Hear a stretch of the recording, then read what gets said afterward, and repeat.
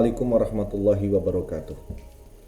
Sahabat-sahabat sekalian, kawan-kawan satu nusa satu bangsa. Ternyata permasalahan polemik Ba'alawi tidak sesepele yang kita lihat selama ini.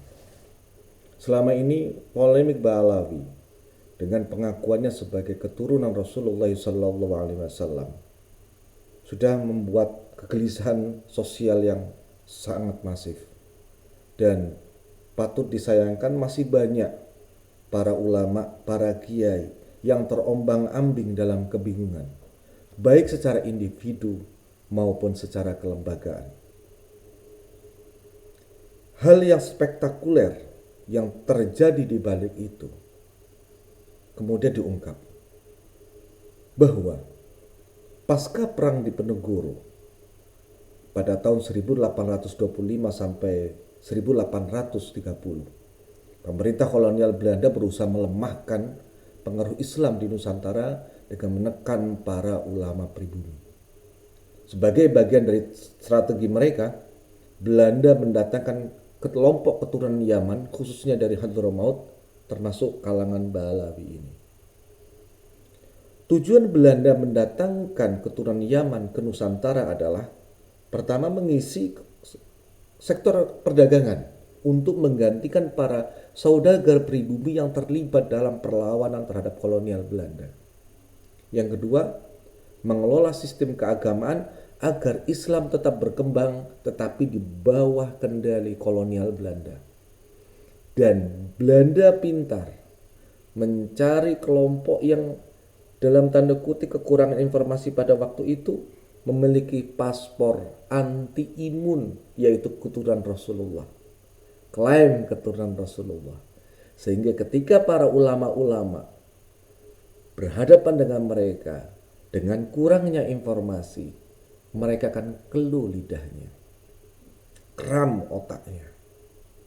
Meskipun manuskrip-manuskrip yang ada belakangan menunjukkan bahwa Mbah Hasyim Asy'ari sendiri dengan para ulama-ulama yang pernah berkumpul menolak bahwa Ba'alawi ini bagian dari Syahid dan Syarif.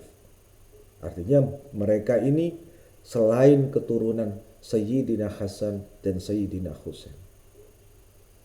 Kemudian selain itu menguatkan kontrol kolonial dalam menciptakan atau dengan menciptakan kelas sosial yang baru yang lebih dekat dengan kebijakan-kebijakan dan tujuan penjajahan yang ada di Indonesia. Maka dari hal ini kita akan paham kedatangan Ba'alawi ke Nusantara bukanlah imigrasi yang bersifat alami, namun merupakan bagian dari social engineering yang dibuat kolonial Belanda untuk mempengaruhi situasi sosial dan politik yang ada di Nusantara pada saat itu. Faktanya adalah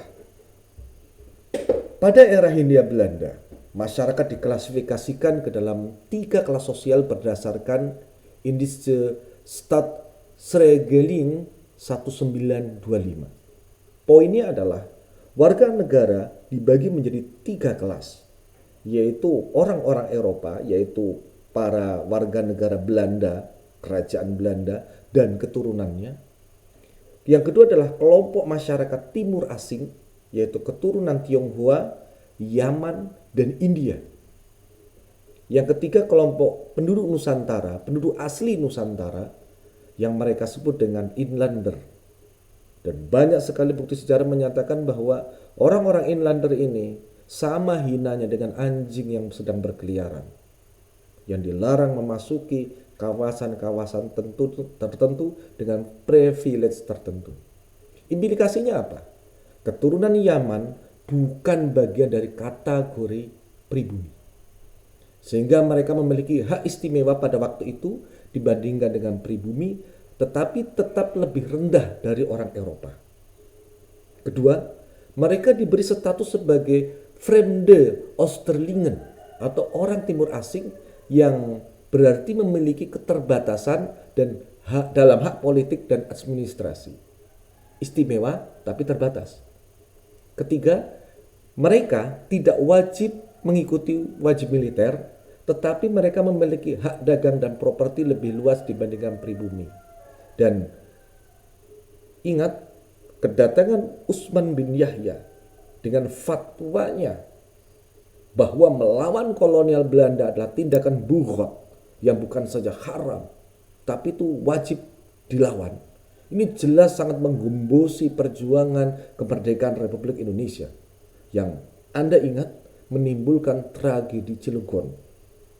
Para mursyid, para santri-santri di daerah Banten, ratusan orang meninggal dunia pada tragedi Cilegon.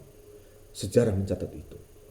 Permasalahan adalah pasca kemerdekaan Indonesia, bagaimana status kewarganegaraan mereka? Apakah auto berubah ataukah tidak? Kita bedah hukum.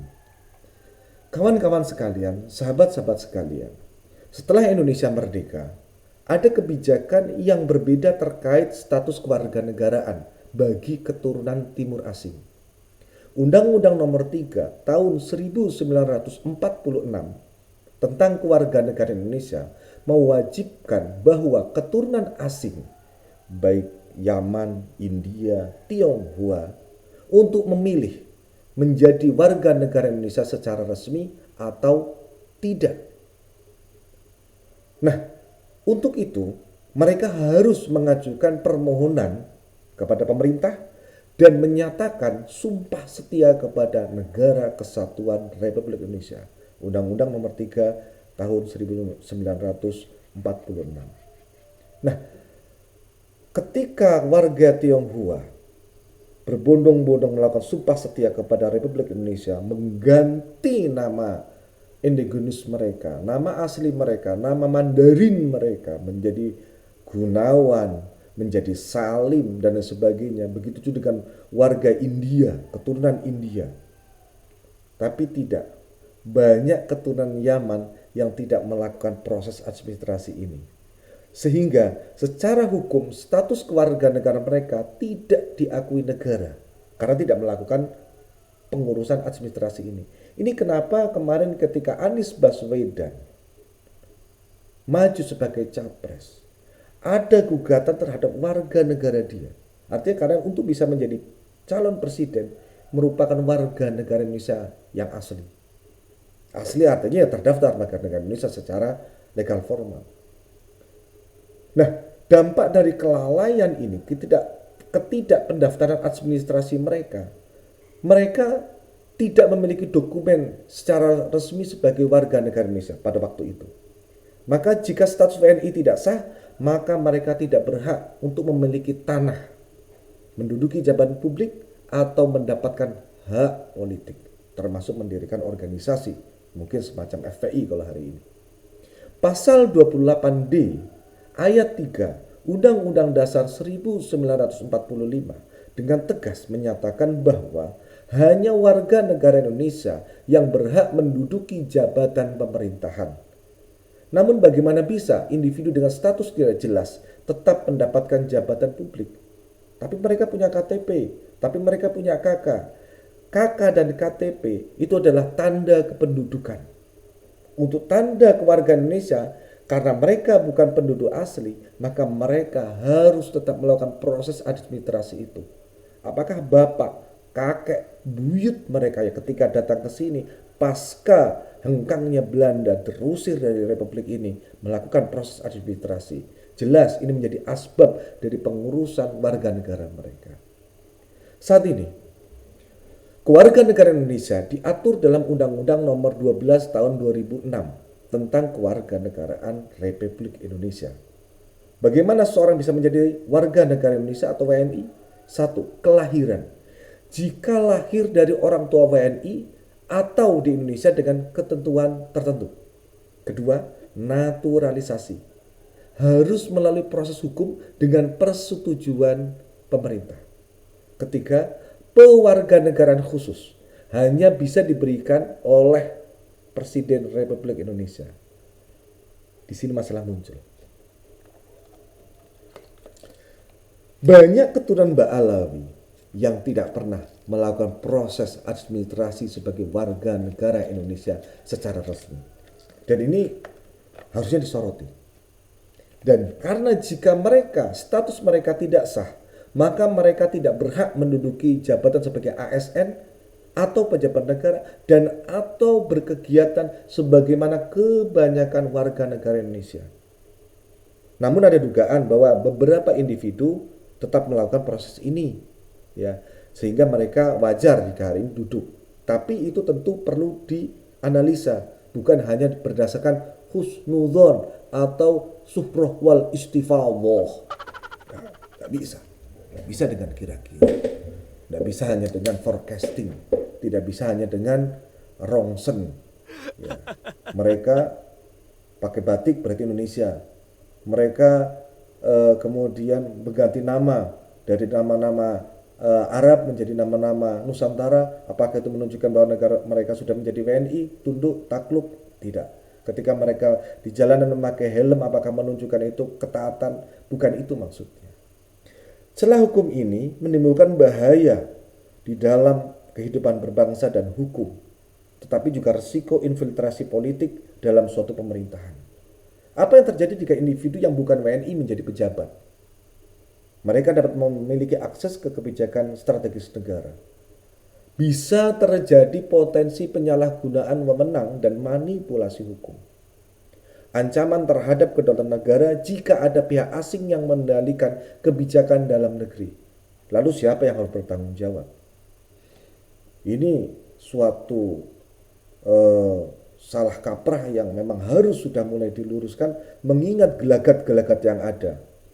Mendirikan FPI, terlibat peristiwa Gestapo, bagaimana akhir-akhir ini pengakuan sebagai keturunan Rasulullah sedemikian masif, dan kemudian setelah ketahuan terbongkar mereka berbondong-bondong beralih gelar menjadi sayyid, menjadi syarif, menjadi kiai haji dan sebagainya.